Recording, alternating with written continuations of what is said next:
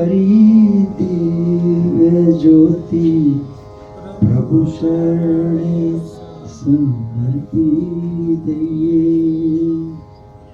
हालोने दिव्य पथे जइए। ओम श्री गुरुदेव द्वारा ओम नमः शिवाय यशस्वी पूजन करेंगे। ओम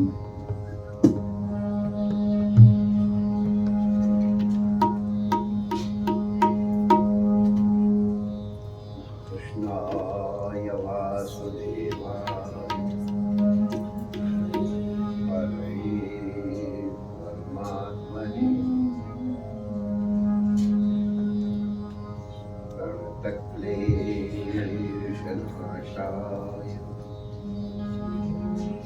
श्रीगोविन्दाय नमो।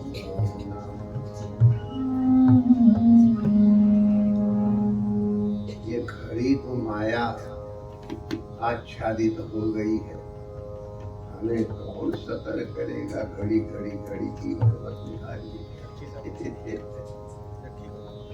अच्छा रखिए, अच्छे अच्छे अच्छे मेरी बात होती है।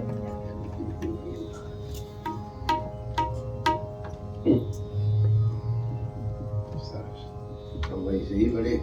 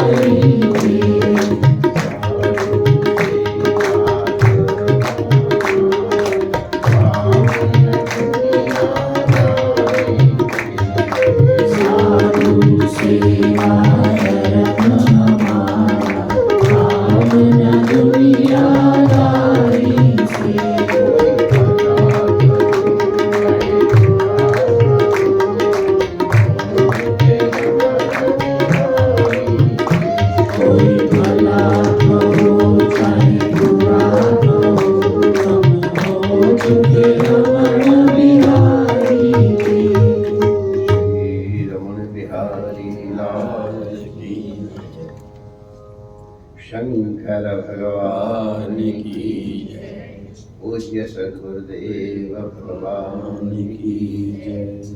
सर्व संत हरिभक्तन की जय।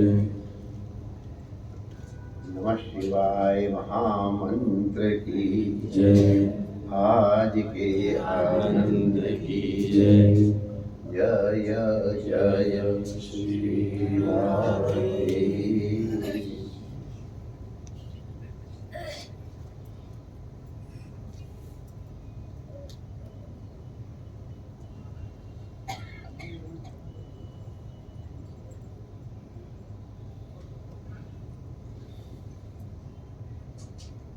नारायण नारायण नारायण नारायण।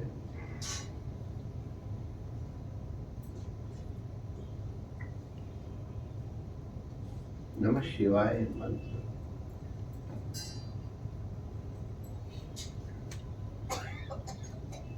इसकी महिमा को हम लोग यत्किंचित समझने का प्रयास करें।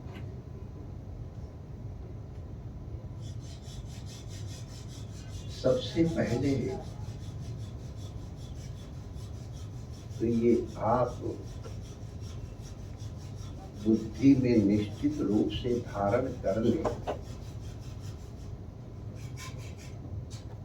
ये केवल सगुण उपासना का ही मंत्र नहीं।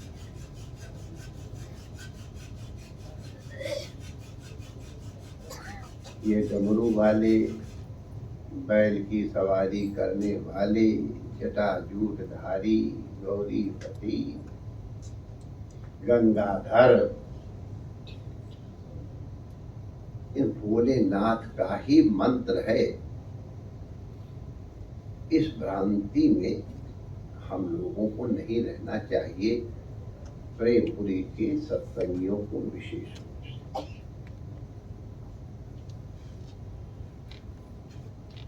ये जितना सगुण साकार उपासकों के लिए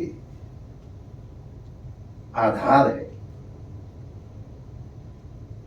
उतना ही निर्गुण और निराकार पथ के पथिकों के लिए भी अत्यंत दृढ़ आधार है। पहले यही चीज हम लोग स्पष्ट। पूज्य अप्पय दीक्षित जी दक्षिण भारत के वेदांत के बहुत बड़े पंडित हुए। उनके ग्रंथों और टीकाओं का वेदांत के पुष्ट विद्यार्थी विचार करते, श्रवण मनन पठन पाठन बड़े दृढ़।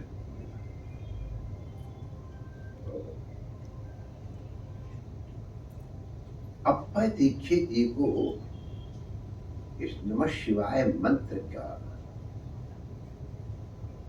इसके जप का बहुत अभ्यास था।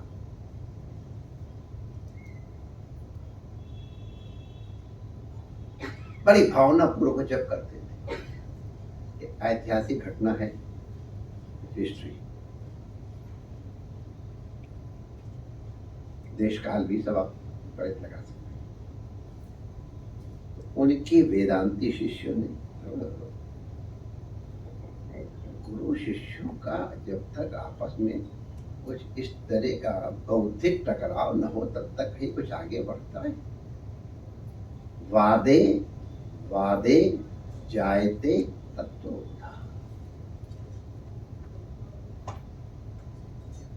वाद करने से ही तत्वबोध माने विषय का भान होता है।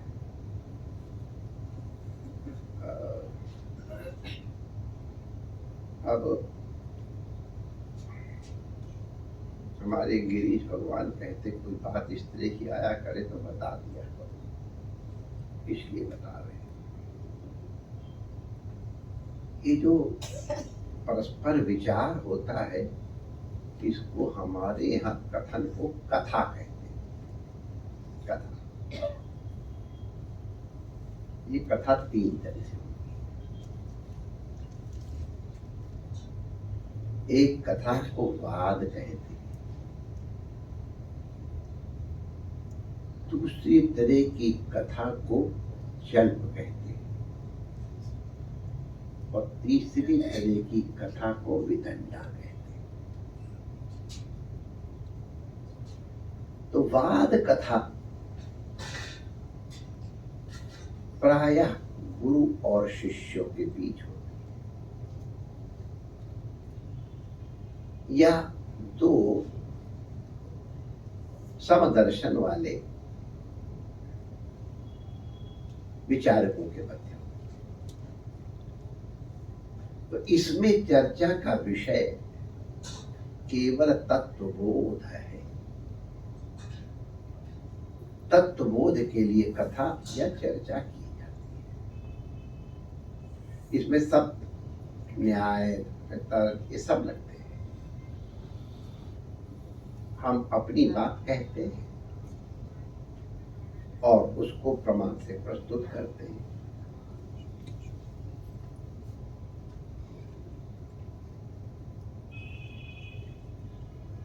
दूसरा साथी या विद्यार्थी गुरु जी की बात को पूरी तरह समझ करके फिर उसमें जिज्ञासा करता है। तो जो तर्क दिए गए हैं उन तर्कों का अब खंडन शब्द कहूं कि कोई और मीठा शब्द कहूं, निराकरण करता है, और जो उसकी बुद्धि में आया है उस विषय का प्रतिपादन करने के लिए तर्क देता है। वो स्पष्टीकरण के लिए है, विशेषकर समझ में आ जाए। हम लोग भी परस्पर जब आपस में कोई, उसको हम लोग विचार करना कहते थे, हम लोग पढ़ के आए आपस विचार करते थे। तो फिर गुरुदेव जो शंका उठाई उनका समाधान करेंगे और अपना पक्ष प्रस्तुत करने के लिए फिर दूसरे प्रमाण देंगे। तो पूर्व वादी के द्वारा कहे हुए प्रमाणों का खंडन और अपने विषय के प्रतिपादन के लिए अनुकूल तर्कों का प्रतिपादन, ये एक कोटि हुई है।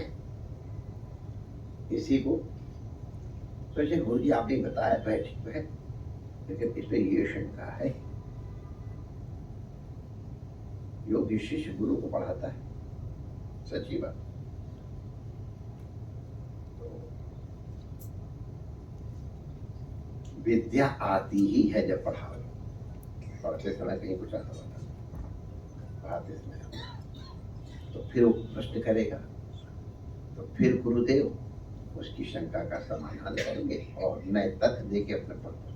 तो इस तरह की कोटियां चलती हैं जब तक कि समाधान न हो जाए। इसको वाद कथा है। और दो जिज्ञासुओं में या विजिज्ञासु में अपने अपने विषय को प्रस्तुत करने के लिए जो इसी तरह की चर्चा होती है इसको जग कथा है। और एक तीसरा होती है कथा, उसको विदंडा कथा कहते हैं। अब वो आप लोग बता दे, जब मैंने नाम लिया है तो उसमें अपना विषय कोई प्रूव नहीं करना, तुम जो कह रहे हो वो गलत है, हमारी बात तो सही है ही है, तो अपना कोई पक्ष प्रस्तुत नहीं करता, लेकिन आपने जो किया उसको खंडन करता है। तो वाद जो है गुरु शिष्य में या दो मित्रों में होता है। तो वादे वादे जायते तत्वबोधा, माने क्लैरिफिकेशन के लिए जो चर्चा की जाती है उसको वाद कहते हैं। तो वादे वादे जायते तत्वबोधा। तो शिष्य भी अपने गुरु के संग बाकायदे एकदम शास्त्रार्थ करते थे, बड़ी जोर हुई, उसको वाद कहते हैं। तो अप्पय दीक्षित जी के बड़े सुयोग्य शिष्य लोग थे और वेदांती थे, वेदांत पढ़ते थे।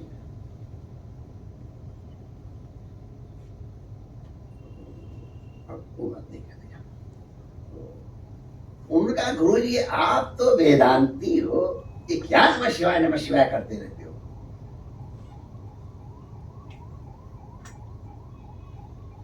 अब जो इसकी महिमा को जानता है उसको थोड़ी पीड़ा होती है, तो उससे कुछ आवेश शब्द तो कोई बहुत बढ़िया नहीं है, लेकिन थोड़ा आ जाता है। आवेश ही कह लो, क्या बिगड़ता है। तो अप्पर दीक्षित जी को नमः शिवाय मंत्र के विषय में जो आक्षेप कहा गया, उससे पीड़ा हुई और आवेश हो गया। अरे माय डियर, ये माय डियर तो हमने कहा है। जब मैं माय डियर कहूं तो समझ लेना इसका है, दीक्षित जी का नहीं है, लेकिन बात कुछ इसी तरह की कही हुई। जाने बेटो तुम क्या बात कर रहे हो, इस तरह का। क्योंकि शिष्य के प्रति गुरु का कितना प्यार होता है, ये तो जैसे बाप का अपने बेटे के प्रति होता है। बेटे को जब वो खुद बाप बनता है तो पता चलता है कि बेटे के प्रति क्या प्यार होता है, पहले तद्वत। अरे ये चैतन्य मंत्र है, इसके जब का प्रभाव है कि जड़ भी चैतन्य हो जाएगा। अब ये उन्होंने धड़ाके से कह दिया। अब उनका तात्पर्य था कि जड़ से चैतन्य हो जाएगा, माने जो शरीर बुद्धि है उससे वो व्युत्थित होकर के आत्मबुद्धि चैतन्य बुद्धि होगा। मूल में संभवतः यही रहा होगा। तो शिष्य भी तो बहुत अच्छे होते हैं। अगर गुरु जी ये जड़ चैतन्य हो जाता है तो नंदी को चैतन्य कर दो, नमः शिवाय से। तो हाय फंसे, कह दिया तो कह दिया।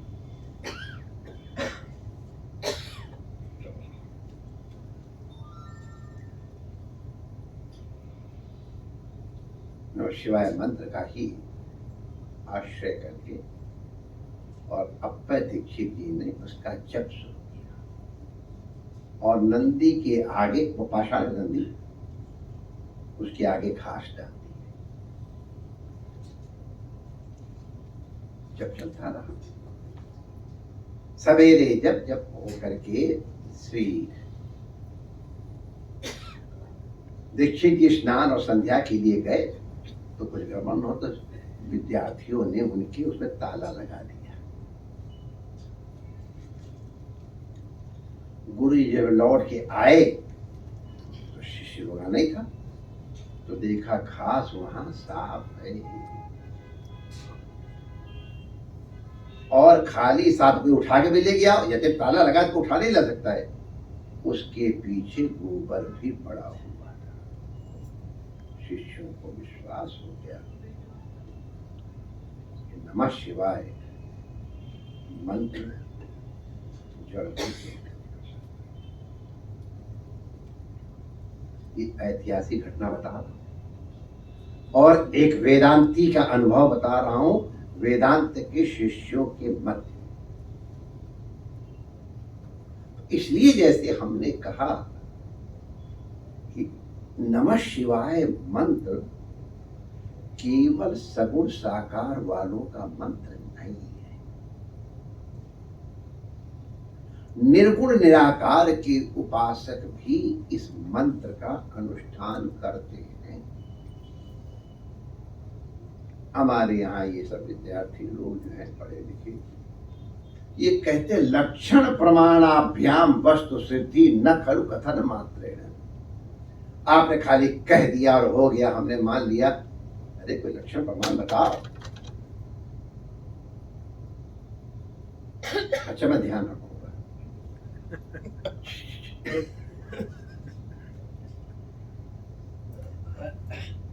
रखिश याद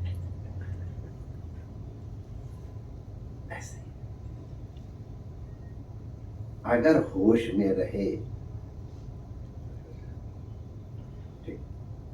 तो ये निर्गुण निराकार का भी मंत्र है। पहले हम यही स्पष्ट करते हैं।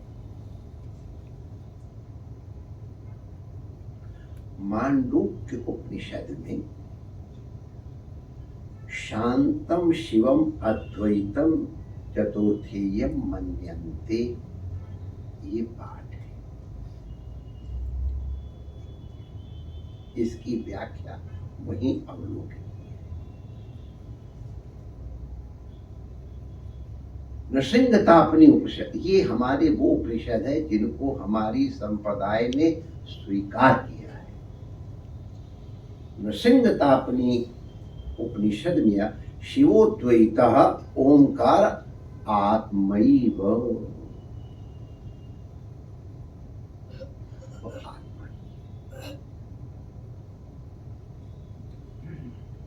इसकी व्याख्या है।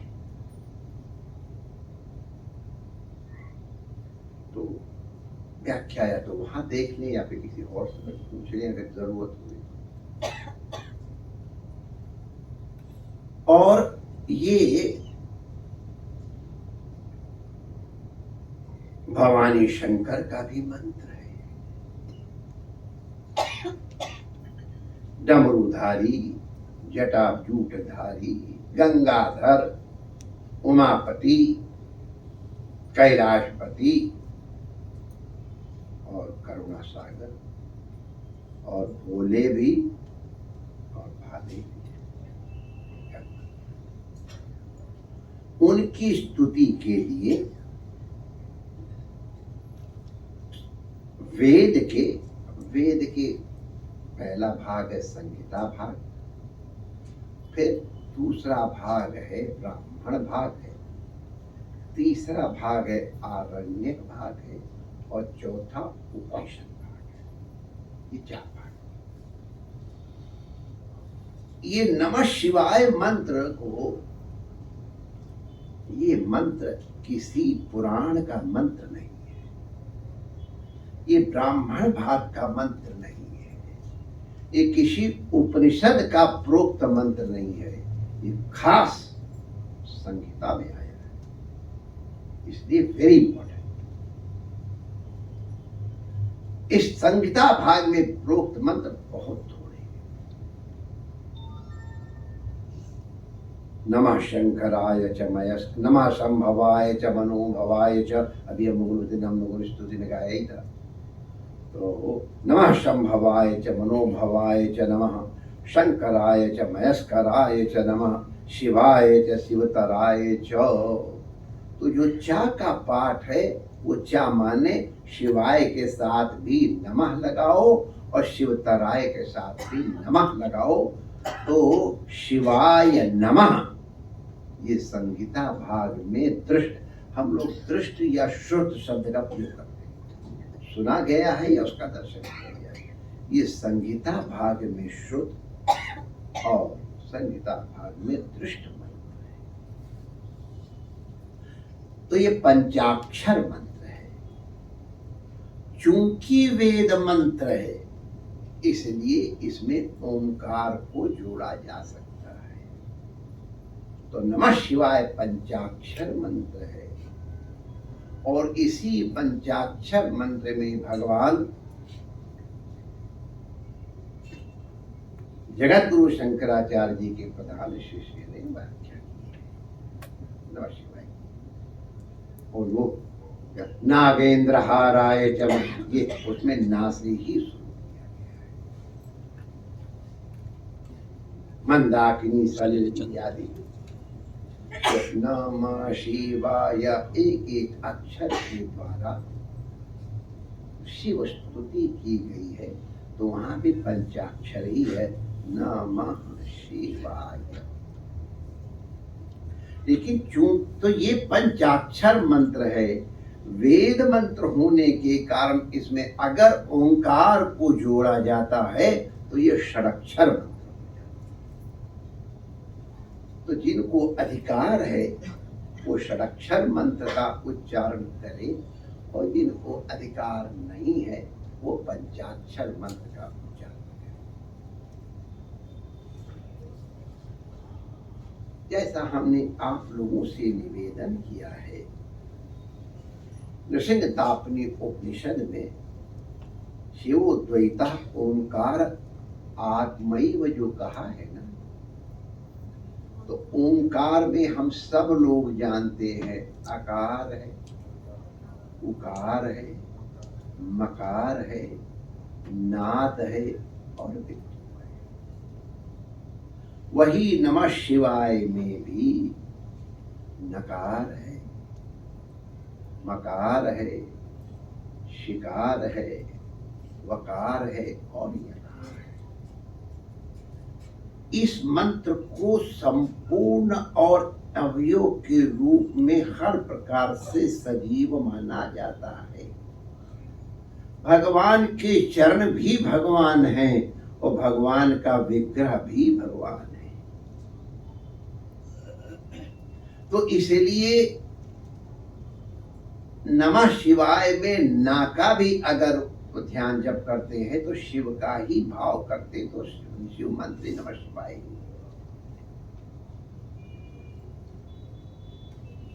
लेकिन वो संकल्प है शिव। तो रा शब्द राम में भी आया है, तो रंग का या राम का उच्चारण करते तो राम का उच्चारण होते हैं, उच्चारण हो जाता है, नमस्कार हो जाता है, जप हो जाता है। तो रावण में भी तो रहा है। उस रा का अगर उच्चारण करें तो मंत्र नहीं होगा।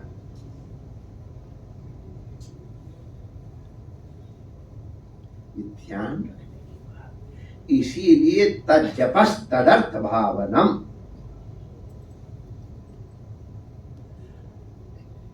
अगर हम निर्गुण का उपासन कर रहे हैं निर्गुण रूप में, तो अकार उकार नाद और विद्युत रूप में करेंगे।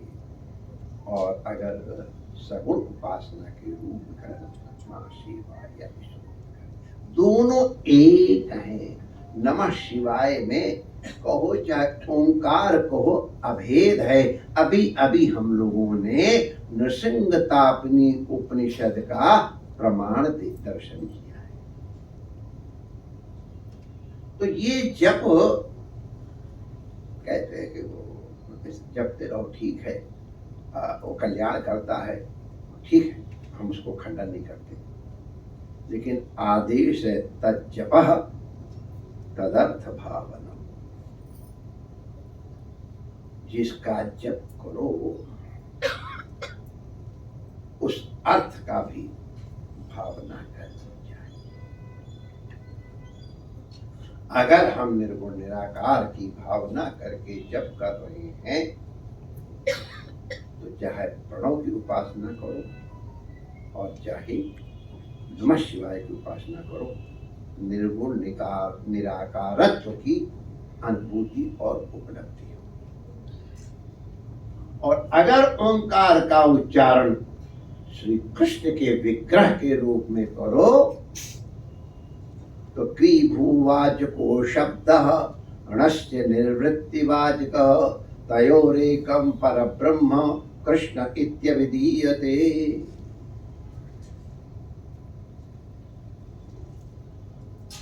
निर्गुण निराकार ब्रह्म का वाचक कृष्ण है।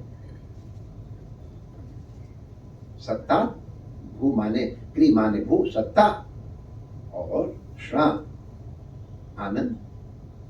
कुंडल कटा न्याय न सचित भू सत्ता है और आनंद श्रा है। चैतन्य बीच में आके कृष्ण इत्यभिधीयते कुंडल कटा न्याय न कृष्ण निर्गुण निराकार ब्रह्म का प्रतिपादक है।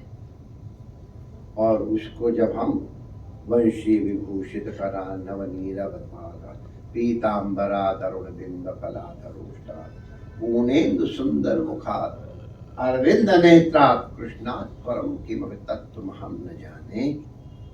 अगर इस अर्थ भावन के साथ कर रहे हैं तो वृंदावन बिहारी की ये चूंकि उपासना है, उपासना के कारण वासना का नाश दोनों रूप में होगा।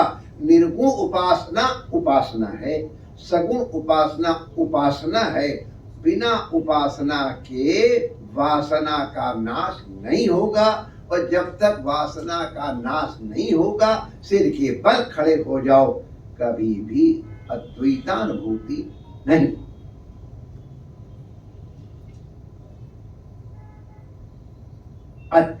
ये पहले ये पास कर लो, केजी पास करके और इंटर पास कर लो, तब कॉलेज में एडमिशन मिलेगा। एडमिशन ही नहीं मिलेगा, परीक्षा कहां से पास करोगे? तो जब तक मल और विक्षेप की निवृत्ति नहीं है, तब तक श्रवण फल नहीं देगा। कई लोग कहते पुण्य का तो अर्जन होगा, अब वेद मंत्र का श्रवण है तो वो पुण्य हो जाए, लेकिन हम उसके लिए थोड़ा श्रवण कर रहे हैं। श्रवण कर रहे हैं हम आत्म साक्षात्कार के लिए। आत्म साक्षात्कारात्मक फल नहीं मिलेगा, मन योग्यता ही नहीं। हम लोग इसको अपनी भाषा में स्वरूप योग्यता भाव कहते हैं। हमारे में स्वरूप योग्यता ही नहीं है। अगर थोड़ा उस दृष्टि से कहें, जब तक कि कन्या इस अवस्था तक नहीं पहुंच पाई है, तब तक वो गर्भ धारण करने में सक्षम नहीं होगी। ये गुण जब उसमें आ जाएंगे तब गर्भ धारण करेंगे। तो ये धारण करने की सामर्थ्य ब्रह्मज्ञान का कोई तमाशा है। तो उसकी अनुभूति, और इसी के विषय में हम लोगों ने एक दिन चर्चा की थी कि कुछ लोग तो नहीं कोई उपासना करते हो, तो उनको फिर कृतोपास्य कहा जाता है। ये भी वेदांत शास्त्र के वचन है। कृतोपास्य और अकृतोपास्य, जिन्होंने पहले उपासना कर रखी है वो कृतोपास्य है। उनको शीघ्रता से, फिर भी थोड़ी बहुत उपासना करके अतिशीघ्र उनको साक्षात्कार हो जाए, अनुभूति हो जाए। और जो अकृतोपास्य है, वो अकृतोपास्य माने बिल्कुल उन्होंने उपासना नहीं की है, ऐसा नहीं है।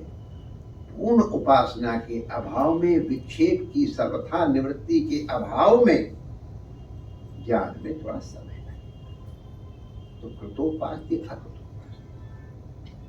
तो हम लोग